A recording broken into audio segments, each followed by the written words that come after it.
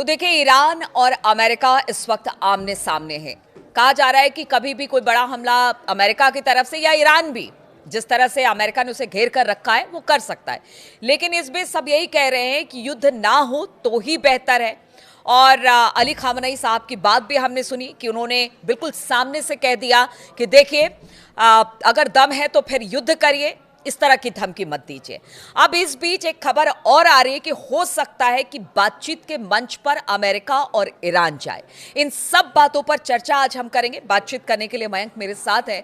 मयंक, सबसे पहले तो ठीक है, लड़ाई की बातें तो पिछले काफी दिनों से हम देख ही रहे हैं, लेकिन इस बीच दो बड़ी खबरें आई हैं। एक तो बातचीत की खबर आई है कि अब शायद किसी मंच पर बैठकर ईरान अमेरिका बातचीत करेगा, और दूसरी बात जो अब्राहम लिंकन की खबर ये आ रही है कि वो शायद अपनी जगह से पीछे हट गया है। तो क्या इस बारे में क्या जानकारी मिल रही है? देखिए, ये जहां से नीलू ने छोड़ा वहीं से मैं शुरुआत करूं और हम आगे की बात करें। लेकिन एक बड़ी खबर मिडिल ईस्ट से कि जो अब्राहम लिंकन है, एयरक्राफ्ट कैरियर अमेरिका का, ये ओमान की खाड़ी तक पहुंच गया था और कहा जा रहा था कि वैसे फारस, ये जो स्ट्रेट ऑफ हॉर्मूज की तरफ बढ़ रहा है, ओमान की खाड़ी में पहुंच चुका है।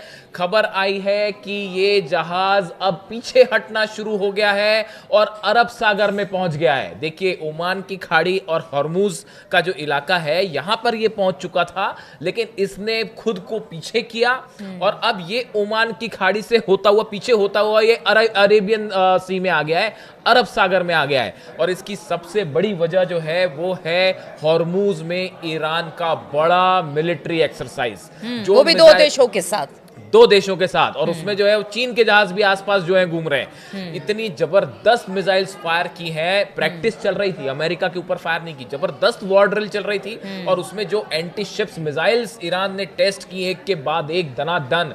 और जो ड्रोन्स, देखिए हमने वीडियो बनाया था, आपको बताया था कि जो ईरान के ड्रोन्स हैं वो लगातार इस अब्राहम लिंकन की रैकी कर रहे थे, जो एयरक्राफ्ट कैरियर है। उसके बाद जो सेंटकॉम है, उसको ये बयान जारी करना पड़ा, अमेरिका का जो सेंट्रल कमांड है उसको ये बयान जारी करना पड़ा कि भाई आप हमारे अब्राहम लिंकन जो शिप है, इसके आसपास और इसके ऊपर अपने ड्रोन मत घुमाइए। यानी देखिए, ये बहुत ही बड़ा, आप कह सकते हैं कि एक बहुत बड़ी जीत के रूप में इसको, जितने वॉर एक्सपर्ट हैं, इसको ईरान की बड़ी जीत बता रहे हैं साहब, कि अब्राहम लिंकन को अगर पीछे होना पड़ा इतना बड़ा पोस्चर लेने के बाद, तो इस एरिया में जो एक प्री वॉर पोस्चर होता है उसमें ये ईरान की बहुत ही बड़ी जीत है। और ये हमेशा इस बात को याद रखा जाएगा वॉर हिस्ट्री में कि अमेरिका का अब्राहम लिंकन जो है वो आगे आने के बाद ओमान की खाड़ी से हटके अरब सागर में पीछे की तरफ आया। ये वाकई बहुत बड़ा ईरान की जीत है एक प्रकार से।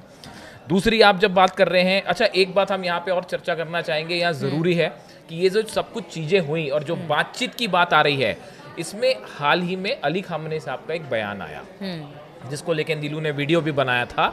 उसमें उन्होंने जो बड़ी बातें कही, अगर हम दो चार लाइन में वो सुनना चाहें तो वो क्या थी, आपने क्या समझ में आया आपको उस बयान से?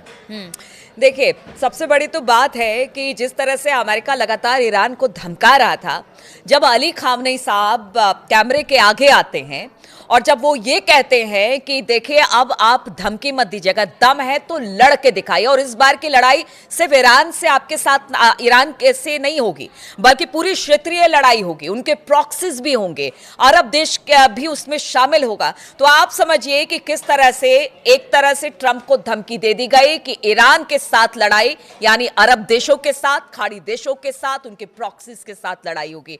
अब इसको ट्रंप ने कैसे लिया है कि बातचीत का रास्ता भी खुला है, इसलिए आपको बता रहे हैं।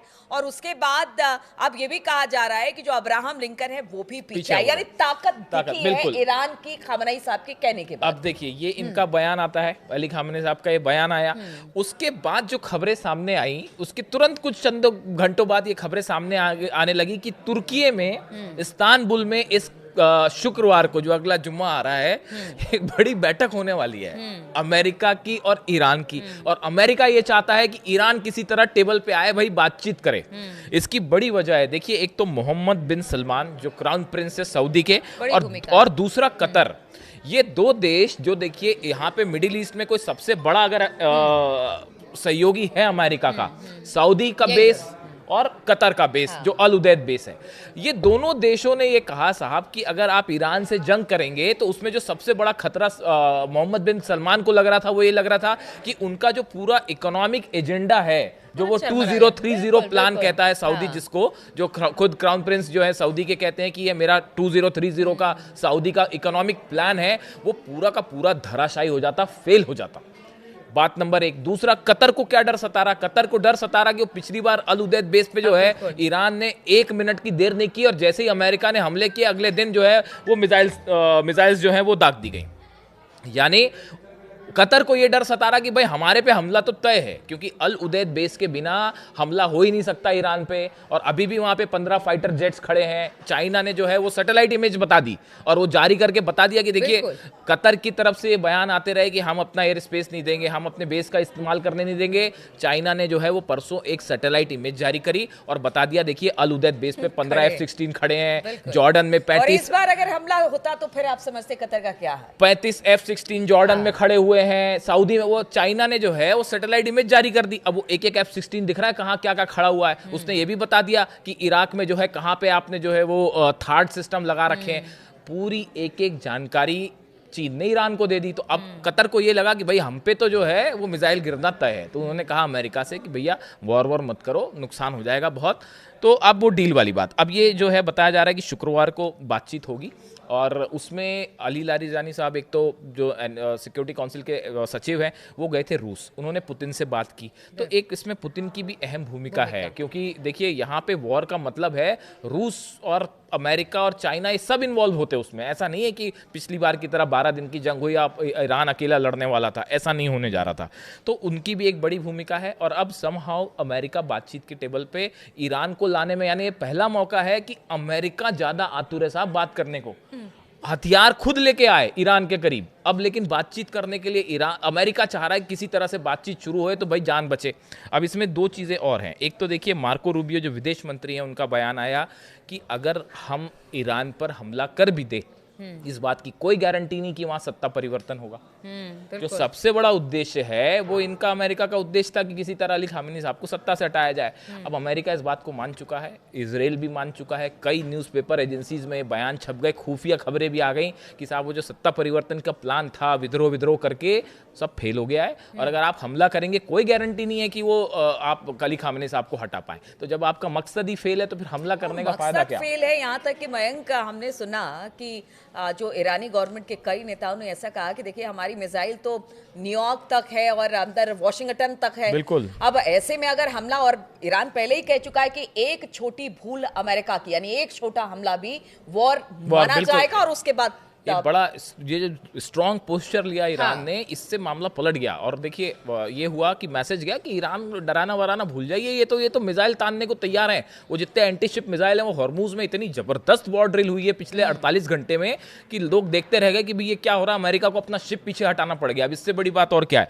और देखिए इसमें एक जो है सबसे आखिरी और सबसे इंपॉर्टेंट चीज़, और बहुत ही जो है मज़ेदार कह लीजिए आप, ये बताया जा रहा है कि जो अमेरिका के साथ बातचीत हो रही है उसको लेके ईरान ने जो है अपनी शर्त रख दी है। पहले अमेरिका शर्तें रखता था, अब ईरान ने शर्त रखी है और ये कह दिया है कि देखिए न्यूक्लियर डील पे तो चलो ठीक है, जो बातचीत होगी, हमारे मिसाइल्स पे कोई बात नहीं होगी। ना हम अपनी मिसाइल्स की रेंज कम करने वाले हैं, ना मिसाइल सरेंडर करने, मिसाइल्स पे कोई बात नहीं होगी। और शायद अमेरिका ने इस बात को मान भी लिया कि ठीक है हम मिसाइल पे बात नहीं।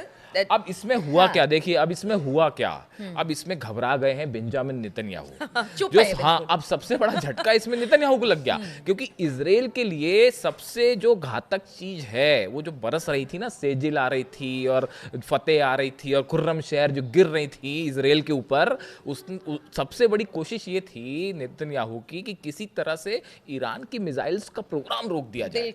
और अब अमेरिका का देखिए मकसद न्यूक्लियर है, मिसाइल तो है ही, लेकिन अमेरिका को उतनी मिसाइल की चिंता नहीं है। अमेरिका को असली चिंता है कि किसी तरह न्यूक्लियर इनका जो है मामला रोक दिया जाए। तो अमेरिका अपने एजेंडे पे आगे बढ़ रहा है। नेतन्याहू का एजेंडा है कि उनको मिसाइल से खतरा है, मिसाइल हाँ क्योंकि रेंज में है और वो दमादम गिरती है मिसाइल, और वो जो है अब तो ICBM में बना ली है। तो अब ये अगर अमेरिका और ईरान की बातचीत शुरू हो गई तो सबसे बड़े सख्ते में तो नेतन्याहू है, और इसीलिए उनका भी नया बयान आया, उन्होंने धमकी दे दी कि हम हमला कर देंगे, ऐसा कर देंगे। तो अब समस्या ये है कि अगर ये डील कुछ बातचीत भी आगे बढ़ गई या डील की दिशा में मामला आगे बढ़ गया तो इजराइल के लिए तो एक संकट हमेशा आजीवन खड़ा रहेगा ईरान की मिसाइल से, कि कभी भी हालात बिगड़े और ये चली मिसाइल दे दनादन। तो इसीलिए सबसे बड़ा नुकसान इसमें जो है वो नेतन्याहू का हो गया। देखिए, दो तीन बात तो है। जिस तरह से एक तो ये कहा जा रहा था कि अपना परमाणु कार्यक्रम बंद कीजिए, दूसरा मिसाइल अब बनाना बंद कीजिए, और तीसरा है कि यूएन जिस तरह से मतलब पहुंचता था और देखता था कि कहाँ तक जो है, IAEA पहुंचता था, देखता था कहाँ तक यूरेनियम का एनरिचमेंट हुआ है, ये सारी बातें हैं। लगता है कि अमेरिका सभी बातों को मान लेगा या कोई बीच का रास्ता निकलेगा, क्योंकि जो जानकार है वो ये भी बता रहे हैं कि शायद अमेरिका की नजर ईरान के तेल पे भी है। बिल्कुल, तो एकदम। मतलब, हाँ, तेल का भी खेल है। तेल का खेल तो पूरी दुनिया में चल रहा है। सब बातों पे सहमति आपको बनती दिखाई अभी देखिए, अभी जो है हर कोई भी जो, और अगर दोनों पीछे नहीं हटते हैं, खड़े मतलब वहीं डटे रहते, तो फिर क्या? देखिए, मैं समझ पाया इसकी बात कि जब भी कोई टॉक्स होती है, इंटरनेशनल टॉक्स होती है, बातचीत होती है, उसके पीछे दो उद्देश्य रखे जाते हैं। कोई भी देश जो है वो ऐसे ही सोचता है डिप्लोमेटिक लेवल पे कि इससे एक तुरंत एक हमें क्या फायदा होने वाला है, मतलब एक शॉर्ट टर्म गोल क्या है और एक लॉन्ग टर्म गोल क्या है। अमेरिका का भी शॉर्ट टर्म गोल ये है कि भाई ये जो इतनी बड़ी जो हथियारों का बेड़ा जमा कर लिया है, भाई खर्चा भी तो रोजाना हो जबरदस्त खर्चा हो रहा है। तो तो अब क्या है कि अगर ईरान से बातचीत होगी तो कम से कम ये कहने को तो हो जाएगा कि भाई हाँ, हम ईरान से बातचीत कर रहे हैं, रुके भी और अपना ये जो हथियारों का जमावड़ा है ये पीछे निकालने का एक बहाना मिल जाएगा। कम से कम इज्जत बच जाएगी कि भाई चलो ठीक है, हमारी बातचीत हो रही है और बात कंस्ट्रक्टिव हो रही है, हम अपना अब्राहम लिंकन पीछे हटा लेते हैं, रूजवेल्ट जो पहुंचने वाला है, जॉर्ज डब्ल्यू बुश जो एक और एयरक्राफ्ट कैरियर पहुंचने वाला है, उसको भी हमने रोक दिया। तो थोड़ा सा मतलब अमेरिका को बाहर निकालने का, अपने हथियारों को पीछे खींचने का एक बहाना मिल जाएगा और थोड़ी सी इज्जत बच जाएगी कि भाई जंग नहीं हुई, ठीक है हमने। तो कुल मिला के देखिए, जो अमेरिका का पहला उद्देश्य जो मुझे समझ में आ रहा है वो कि एक मौका मिलेगा कि चलो ठीक है, हम अपने हथियार पीछे ले लेते हैं। और दूसरी चीज ये है कि जो न्यूक्लियर प्रोग्राम है, देखिए न्यूक्लियर प्रोग्राम रोकने का मतलब ये है कि उसके लिए आपको कोई दूसरा ऑप्शन सामने रखना पड़ेगा, पैरेलल ऑप्शन।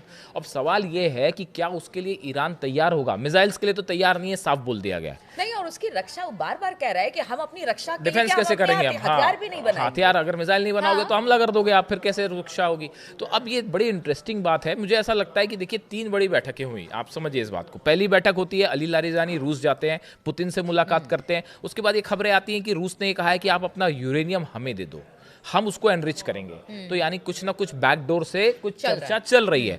उसके बाद जो है रूस के एक बड़े अधिकारी, जो वहाँ की सिक्योरिटी काउंसिल है उसके जो एक अधिकारी हैं, वो पहुंचते हैं चीन, और उनकी चीन के विदेश मंत्री जो वांग यी हैं उनसे कल मुलाकात होती है। यानी देखिए, रूस और चीन की मुलाकात हो रही है, ईरान रूस की मुलाकात हो रही है, इधर से सऊदी के क्राउन प्रिंस जो है वो कोशिश कर रहे हैं, तुर्की अलग कोशिश कर रहा है। तो ये सब यही कोशिश कर रहे हैं कि किसी तरह से जंग रुक जाए ताकि हमारा नुकसान ना हो और ईरान के न्यूक्लियर प्रोग्राम को लेकर एक कोई मिनिमम एजेंडा तैयार हो, जिस पर ये शुक्रवार को बात हो सकती है।